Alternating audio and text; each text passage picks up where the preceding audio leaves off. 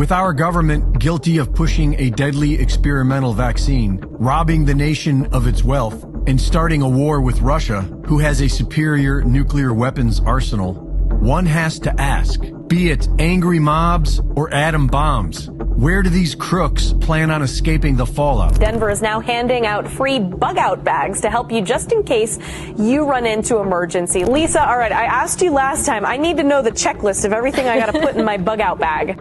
Toilet paper, paper towels, toilet paper, paper towels. We've got cotton balls, 2 opportunities to get these free emergency preparedness bags. So really an important effort, especially when we're talking about severe weather. Yeah, and I know a lot of people are going to go and get those bags, but for people who maybe can't make it out there, is there anything in there that's, too tough that you couldn't just put one of those together yourself? Yeah, there's a lot of stuff you could easily put together yourself. I mean, if you got any extra cotton balls, paper towels, toilet paper. The city of Denver is letting the locals know they should be prepared for an unexpected order to get out of town in a hurry.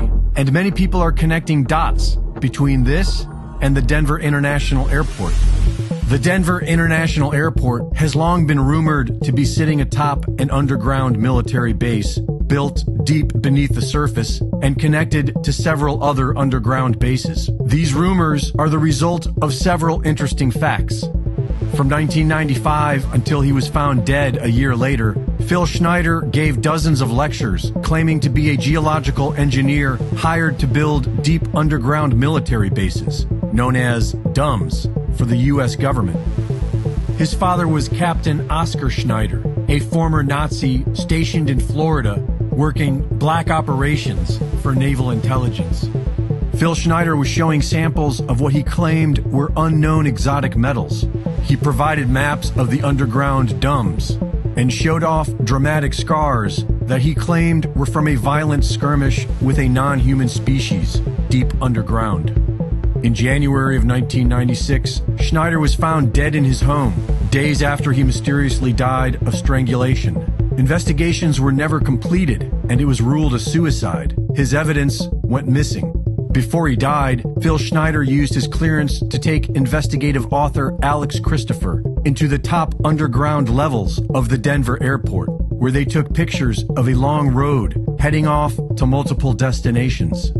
Built upon 53 square miles of land, 25 miles from downtown, the Denver airport was billions of dollars over budget. Different contractors were hired for each section, some of whom have come forward and claimed it would take days to show you what's down there.